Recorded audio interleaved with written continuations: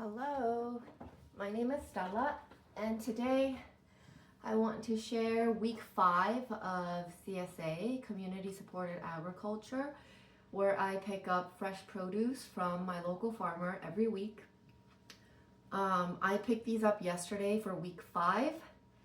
We switched to a different system where we used to weigh out our shares and we got to mix and match the produce. But I think I can share this. Um, our farmer saw that too many people were like touching the produce and putting it back without taking it, and she didn't want, like, I don't want to call it cooties, but like it's a little icky, when everyone is like, when multiple people are touching, let's say like cucumbers, picking it up, weighing it, oh, it doesn't match the weight, or oh, never mind, I changed my mind, I don't want it. And so she went back to the old system of having each product like pre-weighed out, and you just choose the type of produce that you want. And so all that to say, a little bit of fewer options, but still the same amount of food that we're bringing home, weight wise. So anyway, so that's why there's like fewer things here today. And also because I'm choosing not to show the food that I made last week. I just want to share what I did with it instead of pulling everything out.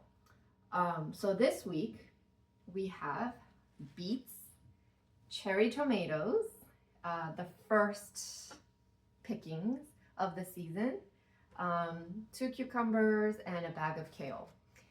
I have never cooked with beets before, but I've had them in restaurants and they're always so sweet and good. So I'm excited to try this. I also like the size of these beets because the ones I've seen in the grocery store, they're really big and kind of, intimidating to cook with it. And I've also heard that like beets can take a really long time to cook, to roast. So I like that these are smaller, and I feel like that'll probably cut down on the cooking time. I plan on using the beets as well as, what do you call this? The bulbs as well as the greens. Dev actually had a recipe for the beets, but I forgot to grab the recipe. So I'm just gonna look something up online and hope that it's good. I think the gist of the recipe was to cook the bottom first because they take longer, cook the leaves, and then finish it off with like a vinaigrette type of seasoning. So I'm gonna do that. Like apple cider vinegar. So beets, and then kale. This is my first time cooking with kale as well. So beets and kale are a whole new beast to me. I have seen like recipes for kale chips using air fryers, but I don't have an air fryer. I shared before that I don't have a microwave, I don't have an air fryer, because I am convinced that everything I need to do in the kitchen can be done with my stove, oven, and toaster that I have. So I don't know if I can do kale chips with the oven. However, I know that there are ways to make really good kale salads. I know that kale is really coarse compared to other greens, but I have seen ways to make it less coarse, less thick, by like massaging kale and leaving it overnight in dressing. So I'll probably do that. Either massage the kale to make a kale salad, or I feel like this will do really well with the way I've been eating chard, where I cut it up, because chard is thicker too. The leaves are thicker than like lettuce. So how I've been eating chard is I've been taking the thicker leaves and the stalk, sauteing them in like oil slash butter, salt and peppering it, and then finishing off with lemon. And I have a feeling that's going to work really well with kale too. So new item and new item in terms of cooking. Of course, I've had them outside, like at restaurants and stuff, but it'll be my first time cooking with it. So I'm really excited. Let's open this.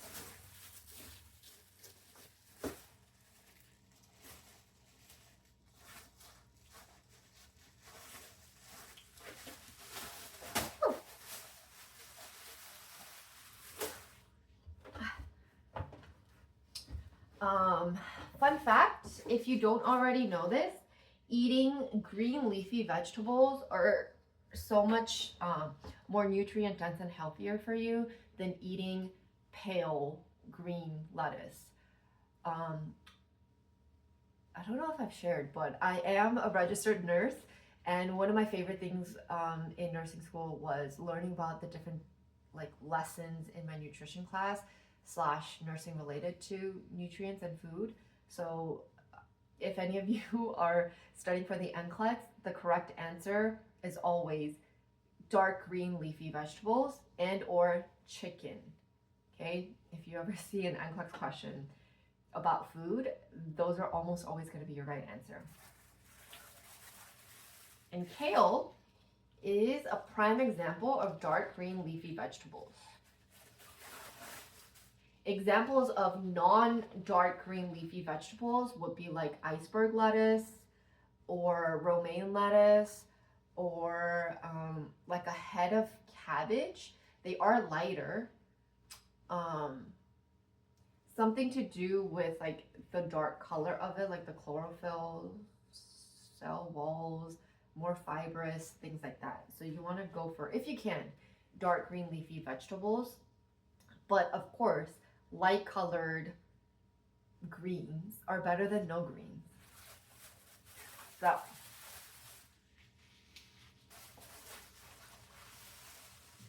wow, this is a good amount.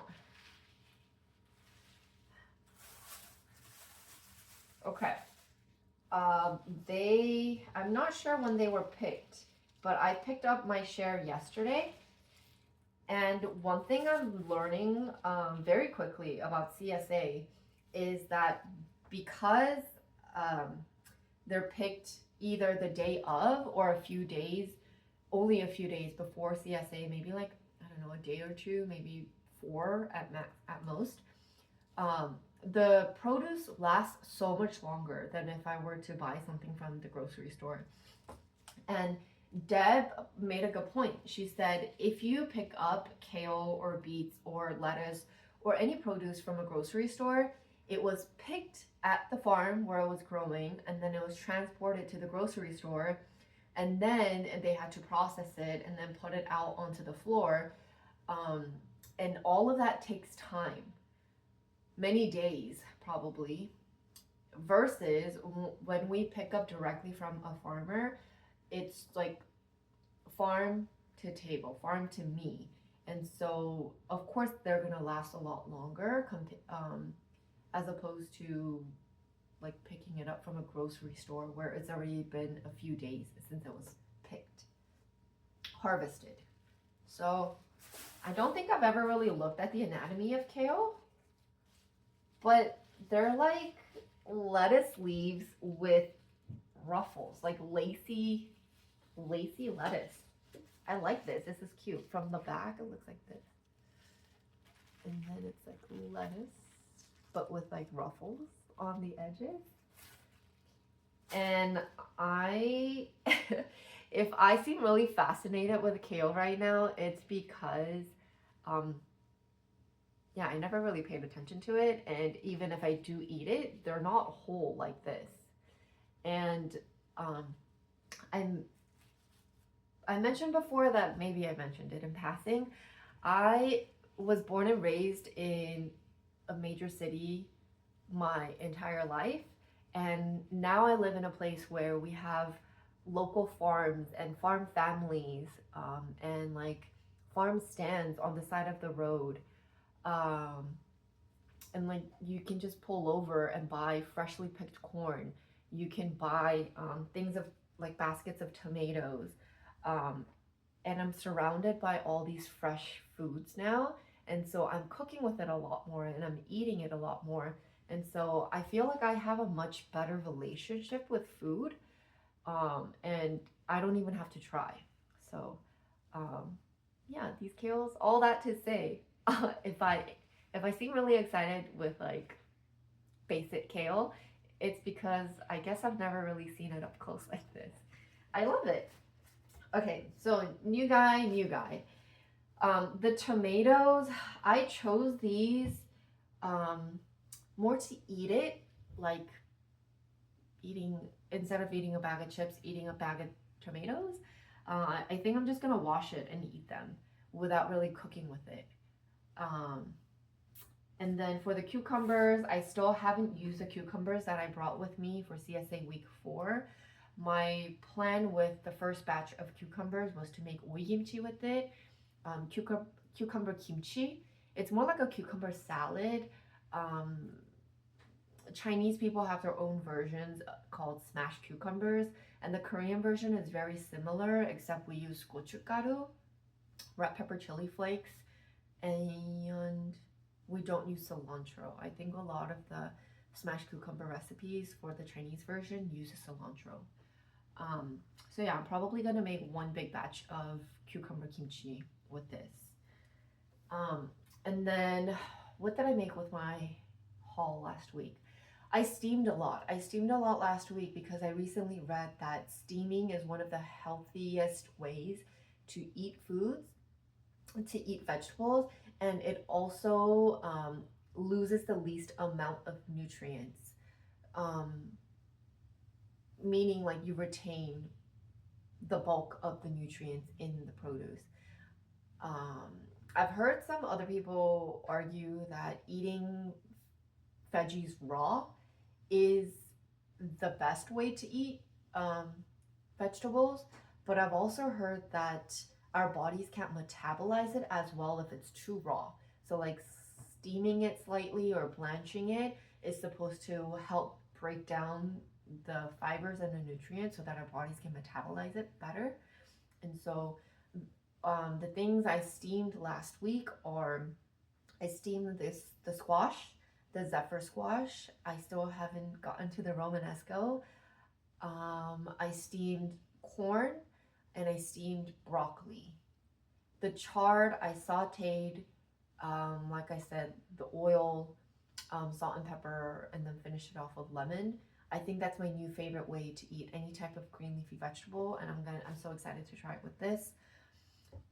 With the steamed squash and corn, I made like a kitchen sink salsa with it. It first started with I bought before these weren't available last week, so I went to the grocery store and I bought cherry tomatoes.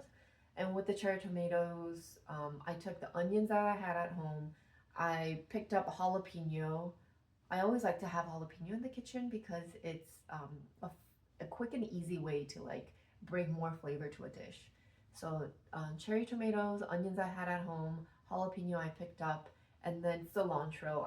I have a pot of cilantro in my balcony, and so I took all of that, and then I made a quick salsa with lime juice. And then when I looked at the veggies that I had, well, it was mostly because the jalapeno made it too spicy, and I needed like extra things to add to it. Um, so I added the steamed zucchini, and then corn. I took the corn from the cob and then like I just took a knife and I cut along like that to eat the kernels. And then I also picked a mozzarella cheese because I wanted to make like caprese with the cherry tomatoes and basil that I'm growing myself. Um, so I took the mozzarella, I took the mozz, squash slash zucchini. I still don't think I know the difference between squash and zucchini. I'm pretty sure they're the same family. So squash, mozzarella, corn, and then I added it to the salsa that I had because the jalapeno made the salsa too spicy. And then it ended up being really good. And I wanted to add protein to it, so I just cut up, I boiled 2 eggs, um, and then like had a jammy yolk, cut the eggs in half, and yeah, every spoonful I had the kitchen sink salsa and then a bite of egg. And I feel like that kitchen sink salsa, where it's just like a mix and match of different things in the fridge. I like that it's very customizable and I can eat lots of, I can put almost anything in it. I'm sure I can swap out a bunch of things and it'll still be just as good. Um, yeah, that's what I made last week. Um, oh, and um, I grated some Parmesan cheese, grated it in there. Not grate, it was more like ribbons of Parm. And yeah, it was a good mix of produce, protein, and healthy fats. And like I said, it's like not even trying to eat healthier. It's just a way of life now, and I love it so much. So yeah. Oh, I want to share one story about cherry tomatoes that I think about every time I pick up a bunch. There's this one time I was traveling with my cousin and we were on we were in a subway, and there's this unhoused man who came onto the subway, and it was in a different language. We were in Barcelona at the time, and he started speaking in Spanish, but his body language and the little bit of Spanish knowledge I have, I could tell he was saying, um, my family and I would love assistance. If you have any food or spare change, I would appreciate everything and anything. And at that time, I had picked up a container of cherry tomatoes and I was like snacking on it as we were traveling or during that ride. And he came over with a bag and he was like stopping by each person, coming down the seatings. And when he got to me, I was like, hey, sorry. Did I say sorry? I don't think I was sorry because I was like, oh, this is it's probably really hard to come by like raw ingredients. And so I offered him some cherry tomatoes and he looked at what I was offering him and then he looked up at me. He looked down again and he's like, no, thank you. And he just like moved on. And I was like, what the heck? I'm trying to offer him like a healthy option. But I get it. Maybe it would have been smushed in his backpack, or maybe it would have been like hard to take it all the way back home without it like spoiling or going bad. Um, but in the moment, I was like, what the heck? I'm just trying to help, and this is a healthy option. But then thinking back on it and reflecting on his needs and not what I thought would be helpful for him, maybe this wouldn't have been, maybe the cherry tomatoes weren't the best option for him. But I still think about that moment almost every time I come across cherry tomatoes. So I wanted to share that story with you. That's about it for this week. Kale, cucumber, beets, and cherry tomato. And I'll be back next week with another CSA haul. Next week is going to be week 6 of week 13. And yeah, I'm hungry now, so I'm going to go cook with the kale and probably mix it in with the chard that I have left over. Okay. Thanks for letting me share. I'll see you next week. Bye.